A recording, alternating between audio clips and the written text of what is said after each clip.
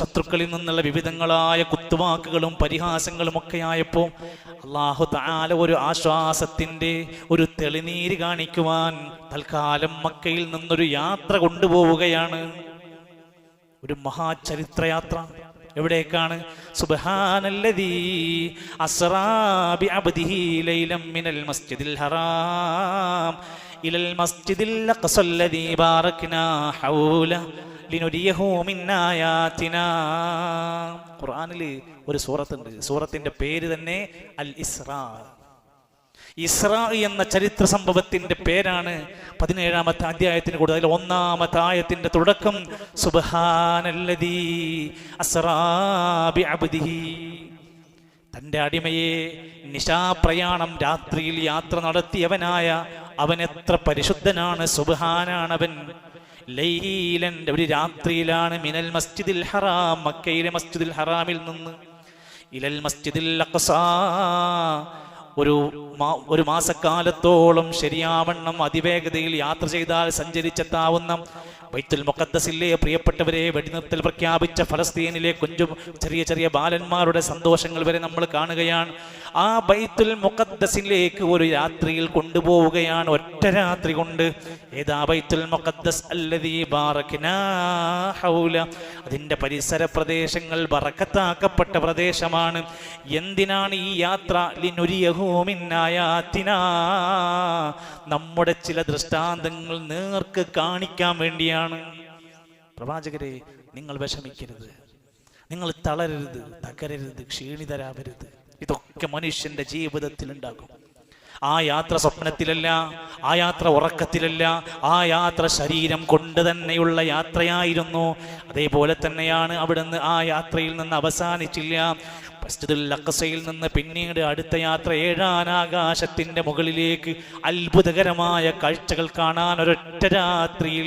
അതുകൊണ്ടാണ് അത് വിശ്വസിക്കാൻ സുബ്ഹാനല്ലദീ അസ്റാ കൊണ്ടുപോണത് പടച്ച റബ്ബിന്റെ ഹിക്മത്തിലാണ്. നടക്കും. അത് വിശ്വസിക്കാൻ കഴിയലാണ് മുഅ്ജിസത്ത്. പ്രിയപ്പെട്ടവരെ, ആ യാത്ര ആകാശ ലോകത്തേക്ക് കൊണ്ടുപോയ യാത്രയെ മിഅറാജ് എന്നാണ് വിശേഷിപ്പിക്കുക. എല്ലാം കൂടി ഒറ്റ യാത്രയല്ല. ഇസ്രാ മറ്റൊന്നാണ്, അവിടുന്ന് അതിൻ്റെ 2-ാമത്തെ ഭാഗമാണ് ആകാശ ലോകത്തേക്ക് മിഅറാജിന്റെ യാത്ര. ആ യാത്രയെക്കുറിച്ച് ഖുർആനിൽ സൂറത്തുൻ നജ്മിലാണ് പറയുന്നത്. ഒറ്റ സ്ഥലത്തെ പറഞ്ഞിട്ടുള്ളൂ, സൂറത്തുൻ നജ്മിൽ. ലഖദ് റആഹു നസ്ലതൻ ഉഖറാ ഇൻദ സിദ്റത്തിൽ മുൻതഹാ ഇൻദഹാ ജന്നത്തുൽ മഅവാ. സിദ്റത്തുൽ മുൻതഹയുടെ അറ്റം വരെ കൊണ്ടുപോയി കാണിച്ചു കൊടുത്തു.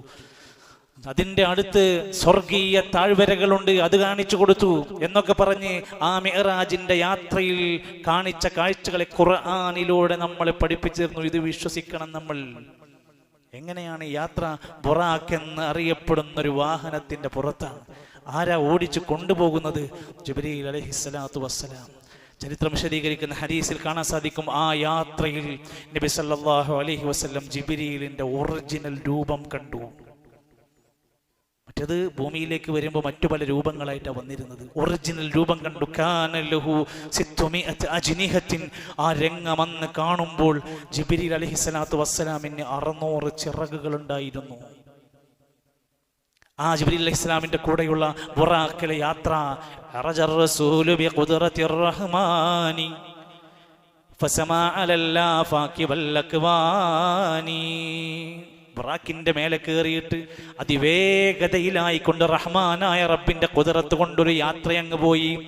ലാ ബർഖാസറഉ മിൻ ബുറാഖി മുഹമ്മദി ലാ ശൈഅ യുഅ്ജിസു മുൻസിലൽ ഖുർആനി.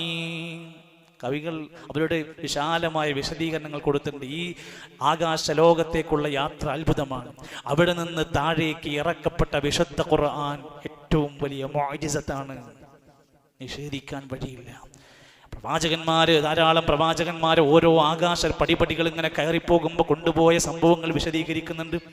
കലീമുല്ലാഹി മൂസാ നബി അലൈഹിസ്സലാമിനെ കണ്ട സംഭവം പറയുന്നുണ്ട് ഹദീസിൽ. ഖലീലുല്ലാഹി ഇബ്രാഹിം നബി അലൈഹിസ്സലാമിനെ കണ്ട് സലാം പറഞ്ഞ രംഗമുണ്ട് ഹദീസിൽ. എല്ലാം വായിക്കുന്നില്ല ഞാൻ. അത് കഴിഞ്ഞങ്ങ് തിരിച്ചു വരുമ്പോഴാണ് നബി സല്ലല്ലാഹു അലൈഹി വസല്ലമ തങ്ങൾക്ക് 5 നേരത്തെ നിസ്കാരം ഈ ഉമ്മത്തിന് നിർബന്ധമാക്കിയത്. ഭൂമിയിലേക്ക് വഹി വന്നപ്പോഴല്ല, നമസ്കാരത്തിന്റെ വിഷയത്തിൽ, ജമാഅത്തിന്റെ വിഷയത്തിൽ, ജുമാക്ക് നേരത്തെ വരുന്ന വിഷയത്തിലൊക്കെ നമ്മൾ എത്ര ഗൗരവം കാണണം. നമസ്കാരം എന്ന ഇബാദത്ത് നിർബന്ധമാക്കിയത് ഏഴാനാകാശത്തിന്റെ മുകളിൽ മിഅ്റാജിന്റെ യാത്രയിൽ അല്ലാഹ് നൽകിയ സമ്മാനമാണ് ഈ ഉമ്മത്തിന്. മൂസാ നബിയോട് ചോദിക്കുന്നുണ്ട്, മൂസാ നബിയാണ് പ്രവാചകരോട് ചോദിക്കുന്നത്, എന്താണ് താങ്കളുടെ ഉമ്മത്തിന് സമ്മാനമായി കിട്ടിയത്? അവിടുന്ന് പറഞ്ഞു 50 വക്ത് നിസ്കാരമാണ്. മൂസാ നബി അനുഭവ സമ്പത്ത് വെച്ചുകൊണ്ട് പറയാണ്, ബനൂ ഇസ്രായേലുകാരിൽ ഈ നിലക്കുള്ള ഇബാദത്ത് ഞാൻ ഒരുപാട് പരിശീലിപ്പിച്ചതാണ്, ഒരുപാട് പ്രയാസം എനിക്കതുകൊണ്ട് അനുഭവിച്ചിട്ടുണ്ട്. താങ്കൾ അല്ലാഹുവിനോട് തഖ്ഫീഫ് പോയി ചോദിക്കണം, തഖ്ഫീഫ് ഇളവ് ചോദിക്കണം. ഇത് കഴിയില്ലട്ടോ, ഭയങ്കര ബുദ്ധിമുട്ടായിരിക്കും. അതിൻ്റെ പടിപടികൾ കടന്ന അവസാനമാണ് 5 നേരത്തെ നമസ്കാരം അവിടെ നിന്ന് നിർബന്ധമാക്കുന്നത്. ആ യാത്രയിലാണ് ഇന്ദ സിദ്റത്തിൽ മുൻതഹ, അത്ഭുത വൃക്ഷമായ ഒരുപാട് നിറവയർന്ന വൈദ്യങ്ങൾ നിറഞ്ഞിരിക്കുന്ന അത്ഭുതകരമായ സിദ്റത്തുൽ മുൻതഹ ആ യാത്രയിലാണ് കാണിക്കപ്പെട്ടത്. അവിടെ നിന്ന് ഇറങ്ങി വരുന്ന നബി സല്ലല്ലാഹു അലൈഹി വസല്ലം പറയുന്നുണ്ട്, എനിക്ക് 3 പ്രധാനപ്പെട്ട കാര്യങ്ങൾ ഈ യാത്രയിലാണ് തന്നത്. ഒന്ന് സ്വലാത്തുൽ ഖംസ്, 5 നേരത്തെ നിസ്കാരം കിട്ടിയത് ഈ യാത്രയിലാണ്. 5 നേരത്തെ നിർബന്ധ നമസ്കാരങ്ങൾ. വസാനി, രണ്ടാമത്തേത് വഖവാതീമ സൂറത്തുൽ ബഖറ, അവന റസൂലും തുടങ്ങുന്ന അവസാനത്തെ 2 ആയത്തുകളും അതിന്റെ പോരിശയും അതിന്റെ മഹത്വമൊക്കെ പഠിപ്പിച്ച് ഇത് കൊടുത്തത് ആ യാത്രയിലാണ്. വഗഫിറ ലിമൻ ലം യുശ്രിക ബില്ലാഹി മിൻ ഉമ്മത്തിഹി ഷൈആ, എൻ്റെ ഉമ്മത്തിലെ ശിർക്ക് ചെയ്യാത്ത വ്യക്തികൾക്ക് പാപമോചനമുണ്ട് എന്നതും അവിടുന്ന് ഞങ്ങൾക്ക് പഠിപ്പിച്ചു തന്നതാണ്. സഹോദരങ്ങളെ, ഈ യാത്രയെ വിശദീകരിച്ചുകൊണ്ട് പണ്ഡിതന്മാര് ഹദീസുകൾ, ഗ്രന്ഥങ്ങൾ എത്രയോ വിശദീകരിച്ച് കൊടുത്തിട്ടുണ്ട്. സ്വർഗത്തിന്റെ രംഗം കാണിച്ചു കൊടുത്തു. നമുക്ക് നിഷേധിക്കാൻ കഴിയുമോ? ആ സ്വർഗം അല്ലാഹു സുബ്ഹാനഹു വ തആല നേർക്കുനിന്ന് കാണിച്ച് വിശ്വാസം ഉറപ്പിച്ചു കൊടുക്കുകയാണ്. ഇതൊക്കെ സഹിച്ച് ക്ഷമിച്ച് ജീവിച്ചാൽ സ്വർഗമാണ് കാത്തിരിക്കുന്നത് എന്ന് ബോധ്യപ്പെടുത്തി കൊടുക്കുകയാണ്. ഫഇദാ ഫീഹാ ഹബായിലുൽ ലുഅ്ലു, ഞാൻ ആ യാത്ര പോയപ്പോൾ സ്വർഗത്തിലെ മുത്തുമാലകൾ എനിക്ക് കാണിച്ചു തന്നു. വഇദൻ തുറാബുഹൽ മിസ്കു, സ്വർഗത്തിലെ മണ്ണെന്ന് പറയുന്നത് കസ്തൂരിയാണ്. ഒരു വല്ലാത്ത മനോഹര ലോകമാണ്. വറഅയ്തുന്നാർ, ഈ യാത്ര പോയപ്പോ എനിക്ക് നരകം പച്ചക്കങ്ങ് കാണിച്ചു തന്നു. ഞാൻ എൻ്റെ മുഖമൊന്നിങ്ങനെ അടുപ്പിച്ച് വെച്ച് നോക്കി, ഒന്ന് കാണാൻ എനിക്ക് സഹിക്കവയ്യാതെ ഞാൻ പിറകോട്ടെൻ്റെ മുഖം പിരിച്ചു വലിച്ചു. എനിക്ക് താങ്ങാൻ പറ്റണില്ല, നോക്കുമ്പോൾ തന്നെ സഹിക്കാൻ പറ്റണില്ല. നബി തങ്ങൾ പറയാണ്, നരകത്തിലെ കാഴ്ചകളെല്ലാം കണ്ടുവന്നിട്ട് പറയാണ്, ഞാൻ ആ രംഗം കണ്ടവനാണ്.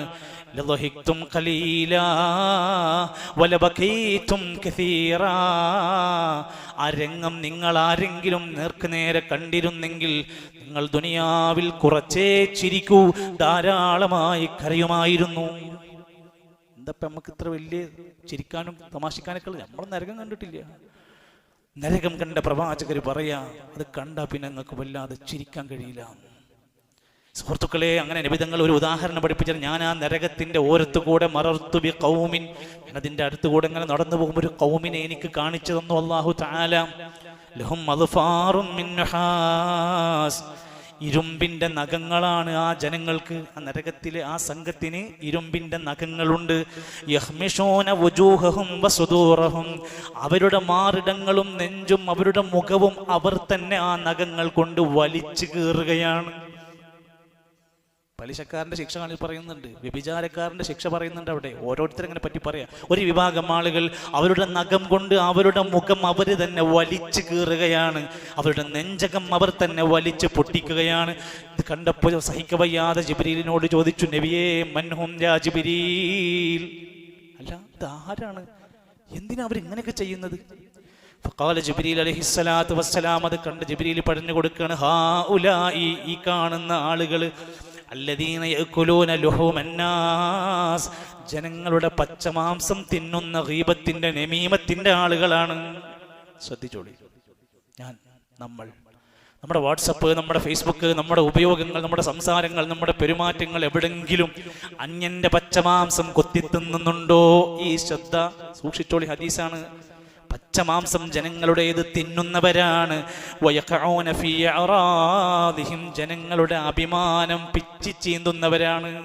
ആൾക്കാരുടെ ഇടയിലിട്ട് വഷളാക്കുക, കുടുംബക്കാരുടെ ഇടയിലിട്ട് നാണം കെടുത്തുക, പ്രാസ്ഥാനികളുടെ ഇടയിലിട്ട് വഷളാക്കുക, ജനങ്ങളുടെ അഭിമാനത്തെ ചോദ്യം ചെയ്യുന്ന പിച്ചി ചീന്തുന്ന മനുഷ്യനാണോ?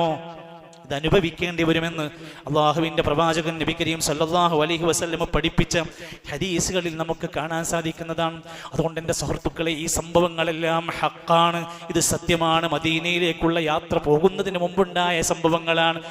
എന്നാൽ ഇത് ഏത് മാസം, എത്രാം തീയതി, ഏത് കൊല്ലം എന്ന കാര്യത്തിൽ വ്യക്തമല്ല. ശ്രദ്ധിക്കണം, ഇനി പറയുന്ന കാര്യം അടിവരയിട്ട് കേട്ടു വെക്കണം.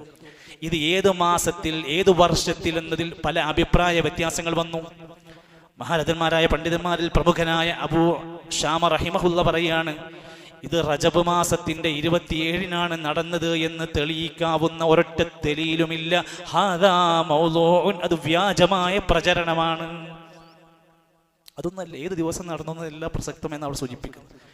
ഹദീസ് പണ്ഡിതനായ ഹദീസിന് ശറഹ് എഴുതിയ അസ്ഖലാനി റഹ്മത്തുള്ളാഹി അലൈഹി പറയാണ്, എന്ന് ഈ സംഭവം നടന്നു എന്നതിന് 10-ലധികം അഭിപ്രായങ്ങളുണ്ട്. റജബിലാണെന്നുണ്ട്, ഷഅബാനിലാണെന്നുണ്ട്, റമദാനിലാണെന്നുണ്ട്, 10-ലധികം അഭിപ്രായങ്ങൾ വന്നിട്ടുണ്ട്. ഇബ്നു ഉസൈമി റഹിമഹുല്ല പറയാണ്, ലാ ദലീല ഫീ, റജബ് 27-ന് തന്നെയാണ് മിഅ്റാജ് എന്ന് പറയാൻ ഒരു തെളിവും നമ്മുടെ പക്കലില്ല. ഹാദാ ബാത്തിലുൻ, ആ പ്രയോഗം തെറ്റാണ്, ബാത്തിലാണ്. പിന്നെ ഒരു ബാത്തിലിനെ നമ്മൾ കൊണ്ടു നടക്കാൻ പാടുണ്ടോ? എന്നാൽ റജബ് 27-മായി ബന്ധപ്പെട്ടുകൊണ്ടുള്ള ഈ പോരിശ പറയുമ്പോഴൊക്കെ നമ്മൾ ആലോചിക്കണം, നമ്മുടെ നാട്ടിലൊക്കെ അന്നേ ദിവസം ഇതുവരെ നോമ്പ് നോൽക്കാത്ത, എത്രയോ സുന്നത്തായ നോമ്പിന്റെ ദിവസങ്ങൾ വന്നപ്പോഴൊന്നും നോമ്പ് നോൽക്കാത്ത മനുഷ്യർ അന്ന് ചാടി പുറപ്പെടും. എന്തേ? മിഅ്റാജ് നോമ്പ് വന്നിട്ടുണ്ട്. സുഹൃത്തുക്കളെ, നമ്മൾ നോമ്പിനെതിരല്ല, സുന്നത്ത് നോമ്പിനെതിരല്ല. പക്ഷെ ഇല്ലാത്ത ഒരു ദിവസത്തിന് ഇല്ലാ പോരിശ പറഞ്ഞൊരു നോമ്പ് പറയുമ്പോൾ പേടിക്കണം. എന്തുകൊണ്ടാണ്? മക്കയിൽ നിന്ന് മദീനയിലേക്ക് പോയി ചുരുങ്ങിയത് 10 റജബിൽ നബി കരീം സല്ലല്ലാഹു അലൈഹി വസല്ലം സ്വഹാബത്തിന്റെ കൂടെ, ഭാര്യമാരുടെ കൂടെ ജീവിച്ചിട്ടുണ്ട്. ഏതെങ്കിലും ഒരു റജബ് 27-ന് ഇതാ മിഅ്റാജിന്റെ സ്മരണയിൽ നമുക്കിന്ന് പകല് നോമ്പാണ്, രാത്രി നമുക്കിന്ന് റവായിബ് നമസ്കാരമുണ്ടെന്ന് പറഞ്ഞ ഒരൊറ്റ സംഭവം ഹദീസുകളിലില്ല. പിന്നെ എങ്ങനെ നമുക്കത് ചെയ്യാൻ പറ്റും? അന്ന് അതിന്റെ ചൂടോടുകൂടെ അവരുടെ കൂടെ ജീവിച്ചവർക്ക് കിട്ടാത്ത ഒരു നോമ്പ് എങ്ങനെ നമുക്ക് മാത്രമായിട്ടൊരു നിയമമായിട്ട് വരുന്നത്?